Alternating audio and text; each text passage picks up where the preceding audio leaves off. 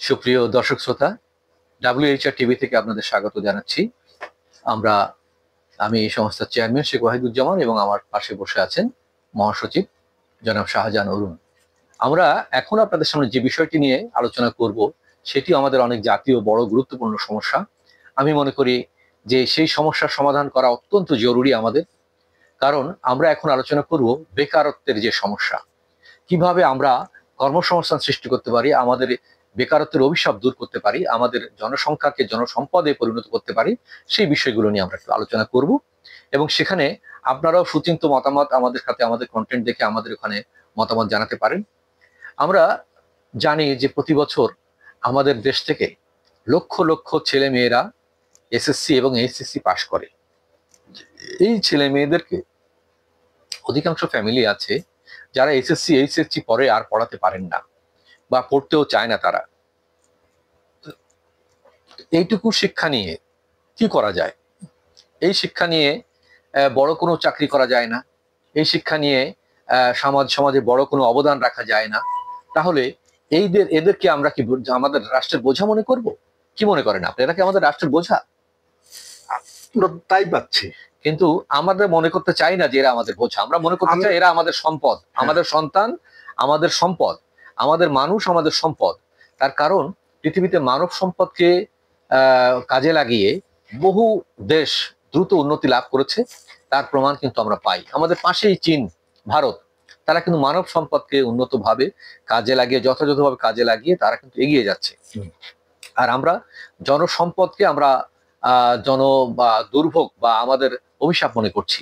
এটা তো আসলে ঠিক না। আমরা যদি কিছু ঘোড়ায় আমরা কাজ করতে পারি, এটা নিয়ে দেখুন আমি আপনার সাথে মতামত, আমার ব্যক্তিগত মতামতটুকু আপনার সাথে প্রকাশ করছি। আমি যে শিশুটিকে প্রথমে স্কুলে দিব, স্কুলে দেওয়ার আগে আমাদের চিন্তা করতে হবে যে এই বাচ্চাটিকে আমি স্কুলে দিব, যেদিন থেকে তাকে স্কুলে দিব সেদিন থেকে তার নামে স্কুলের মাধ্যমে, যে স্কুলে সে লেখাপড়া করবে সেই স্কুলের মাধ্যমে একটা শিক্ষা বীমা পলিসি আমরা করতে পারি। যে পলিসির মাধ্যমে আমি যতটুকু পারি একটা নির্দিষ্ট অঙ্কের টাকা, আমি যদি আমার বাচ্চাকে বেতন দিতে পারি মাসে ধরেন 200 টাকা, তার সাথে আর 300 টাকা যদি আমি যোগ করে আমি যদি তার বীমার সাথে আমি যোগ করতে পারি। এখানে সরকার যেটি আমরা বিগত সরকারের সময় দেখেছি, একটু বলি এর মধ্যে। হ্যাঁ বলেন। এই বিমার মধ্যে অনেক রকম ফাঁকি ঝুঁকির, হ্যাঁ, কিন্তু সেটা রাষ্ট্রীয়ভাবে জানতে পারি, রাষ্ট্রীয়ভাবে হতে হবে। রাষ্ট্রীয় গ্যারান্টি যুক্ত, যেমন সাধারণ বীমা আছে, জীবন বীমা আছে, এদের এমন একটা বীমা প্রতিষ্ঠানের সাথে ছাড়া আসবে যেখানে ফাঁকি ঝুঁকি দেওয়ার সুযোগ নেই। এরকম একটা প্রতিষ্ঠানকে, কোনো প্রাইভেট প্রতিষ্ঠানকে আমরা নাই দিলাম। তা আমরা চাচ্ছি যে সেই বীমা প্রতিষ্ঠানের শিশুটাকে যখন দেব, সেখানে সে যে কোনো মানে পেশার লোক হোক, তার সন্তানটিকে যখন দেবে, সে তার মাসিক বেতনের সাথে আর কিছু টাকা সে সেখানে শিশুর জন্য সঞ্চয় করবে, বীমা, শিক্ষা বীমা। এখন আমরা দেখেছি আমাদের দেশে চালু ছিল, হয়তো এখনো আছে কিনা জানি না, যে শিশু স্কুলে গেলে তার বাবা মার মোবাইলে টাকা পাঠানো হতো। এই টাকাটি শিশুকে বাবা মার মোবাইলে পাঠাবে না, সরকার যে বাচ্চাটা স্কুলে যাবে নিয়মিত তা পর্যবেক্ষণ করে তার অ্যাকাউন্টে, যে অ্যাকাউন্টে তার বাবা মা বীমার টাকা জমা দিচ্ছে, ওই অ্যাকাউন্টে সরকার টাকা জমা দেবে। অর্থাৎ পিতা মাতাও তার মানে সচ্ছলতার জন্য একটা অ্যামাউন্ট জমা করছে, আবার রাষ্ট্রীয়ভাবে সরকারও তাকে কিছু একটা অ্যামাউন্ট জমা করছে। এইভাবে যদি ক্লাস 1 থেকে ক্লাস 10 পর্যন্ত একটা বাচ্চার, তাকে যদি সেইভাবে তার মানে শিক্ষা বীমা পলিসির মধ্যে তাকে যদি ওইভাবে সংযুক্ত করা যায়, তাহলে তার একটা অ্যামাউন্ট কিন্তু 10 বছরে জমা হবে। এবং এই জমা হওয়ার ফলে ওইটার মানে ইন্টারেস্ট সহ ওইটা কিন্তু বেশ একটা ভালো একটা অ্যামাউন্টে যেয়ে দাঁড়াবে। এই বাচ্চাকে যদি আমরা পঞ্চম শ্রেণীর পর থেকে, অর্থাৎ ষষ্ঠ শ্রেণীর থেকে, এই সাধারণ যে শিক্ষাগুলো আছে আমাদের, এই শিক্ষাগুলোর পাশাপাশি তাকে যদি আমরা চয়েস দিই যে তুমি একটা মানে অপশনাল একটা বিষয় বেছে নাও, কারিগরি বিষয়, সেটা হতে পারে কম্পিউটার ইঞ্জিনিয়ারিং, হতে পারে মোবাইল ইঞ্জিনিয়ারিং, হতে পারে অটোমোবাইল, হতে পারে অন্য কোনো গাড়ির ইঞ্জিনিয়ারিং, অথবা জেট ইঞ্জিনিয়ারিং, অথবা আপনার কনস্ট্রাকশন ইঞ্জিনিয়ারিং, যে কোনো একটা বিষয় সে যদি আগ্রহ হয়, সেই বিষয়ে তাকে যতটুকু ওই বয়সে তার জ্ঞান লাভ করা সম্ভব, ওই অনুযায়ী যেন তাকে আমরা জ্ঞান দিতে পারি, শিক্ষা দিতে পারি, প্রশিক্ষণ দিতে পারি, দিয়ে যদি তাকে আমরা তৈরি করতে পারি, তাহলে ক্লাস 6 থেকে ক্লাস 10 পর্যন্ত সে যে বিষয়ের পরে আগ্রহ নিয়ে শিখলো, সেই বিষয়ে কিন্তু মোটামুটি একটা ধারণা তার হলো। একেবারে বিশেষজ্ঞ না হলেও একটা ধারণা তার হলো। অর্থাৎ সে যদি ব্যবসার ক্ষেত্রে করতে চায় যে আমি একজন কুটির শিল্প নির্মাতা হব, অথবা আমি একজন ইন্ডাস্ট্রিয়ালিস্ট হব, ছোটখাটো ব্যবসা থেকে আমি করব, কিভাবে গড়ে উঠছে দেখেন আমাদের দেশে।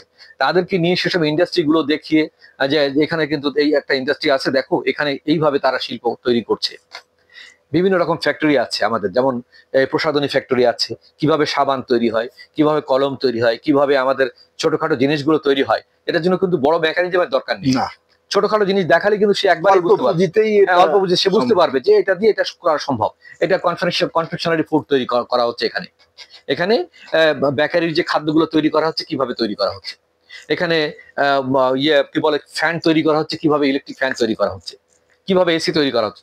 এই বিষয়গুলো যখন শিশুদেরকে ওইভাবে তারা যখন এক একটা সাবজেক্ট বেছে নিল, সেই সাবজেক্টের পরে তার লেখাপড়ার পাশাপাশি এটার কারিগরি প্রশিক্ষণ তাকে দেওয়া হবে। এবং সে যদি সেখানে তাকে সময় ঠিক মতো দেয়, সে যদি এসএসসি পাস করে বা এইচএসসি পাস করে সে যখন বের হবে, তখন যদি তার সাথে সার্টিফিকেটের সাথে তার একটা ভালো অ্যামাউন্ট দেওয়া হয়, সে কিন্তু চাকরির জন্য সার্টিফিকেট নিয়ে দাঁড়ে দাঁড়িয়ে ভিখারির মতো ঘুরবে না। সে ওই অ্যামাউন্ট নিয়ে, সে যে জ্ঞানটুকু অর্জন করেছে সেটা নিয়ে সে একটা ছোটখাটো একটা ব্যবসা প্রতিষ্ঠান খুলে বলতে পারে। চেয়ারম্যান সাহেব, একটু কথা আমি এর মধ্যে যোগ দিই, সেটা হলো এই যে আরো ভালো হবে যে সরকারি আপনি যে বীমাগুলোর কথা বলছেন, এর সাথে পোস্ট অফিস, পোস্ট অফিস হতে পারে, তারপরে সরকারি যে ব্যাংকগুলো আছে, ব্যাংকেও কিন্তু এই সিস্টেম আছে। এটা যদি করা যায়, আমাদের সরকাররা হয়তো এই ব্যাপারে চিন্তা ভাবনা করেছেন ইতিপূর্বে, আমি যতটুকু মনে করি, কিন্তু সেই চিন্তাটার ফলপ্রসূ আমরা কিছু দেখতে পাইনি। যদি সেটাকে সেভাবে করা যেত, তাহলে আজকে আমাদের যেসব ছেলে মেয়েরা পাশ করে বেকার হয়ে চাকরির জন্য রাস্তায় রাস্তায় ঘুরছে, শুধু তাই না, এখানে আরো একটু কথা বলতে হয়, সেটা হলো এই যে এই তারা যখনই শিক্ষা যতটুকু সম্ভব সে গ্রহণ করতে পারলো, তারপরেই কিন্তু সে চিন্তা করে আমি দেশে থাকবো না, আমি বাইরে যাবো, বিদেশে চলে, এবং সেই বিদেশে দেখা গেল অবৈধ পথে যেতে যায়, জীবনটাই চলে যাচ্ছে। কিন্তু সেই ক্ষেত্রে যদি সে কিছু ভালো শিখে যায় এদেশ থেকে, সে যদি প্রশিক্ষণ প্রাপ্ত স্কিল হ্যান্ড হয়ে যায়, এবং তার যদি একটা অ্যামাউন্ট থাকে তার জমা, ওখানে লিগ্যাল ভাবে যেতে পারবে। তার কারণ এই 10 বছর ধরে তার যা সঞ্চিত অর্থ, সেটার সাথে সরকার যে ডোনেশন দিচ্ছে, সাপোর্ট দিচ্ছে, মানে পরিবার থেকে যেটা দিচ্ছে, সব মিলিয়ে দেখা যাচ্ছে তার একটা অ্যামাউন্ট যেটা দিয়ে সে লিগ্যাল ভাবে যেতে পারে। তাকে আর জীবনের ঝুঁকি নিয়ে ভাবে চোরাই পথে যেতে হয় না। আর সে যখন স্কিল হ্যান্ড হচ্ছে, তখন স্কিল হ্যান্ডের এই দক্ষ জনসম্পদের সারা পৃথিবীতে চাহিদা আছে। আমাদের বাংলাদেশের এই যে জনসম্পদ, এই যে ইয়াং জেনারেশন, এটা কিন্তু সারা পৃথিবীতে অনেক দেশে নেই, যেটার দিকে আমরা অনেক সৌভাগ্যবান। এদের চাহিদা আছে সারা পৃথিবীতে। এরা যদি সেইভাবে তৈরি করতে পারি আমরা, তাহলে কিন্তু আমাদের বেকারত্বকে লাঘব করা সম্ভব। এই যে জনসংখ্যা আমাদের জনসম্পদে পরিণত হতে পারে।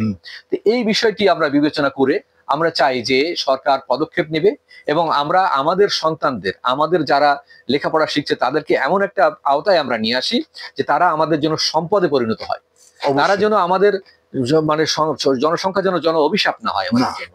সেই জন্য আমরা আরো কি করণীয়, এটা পরবর্তী কন্টেন্টে আপনাদের সাথে আলোচনা করব। আমাদের সাথেই থাকুন।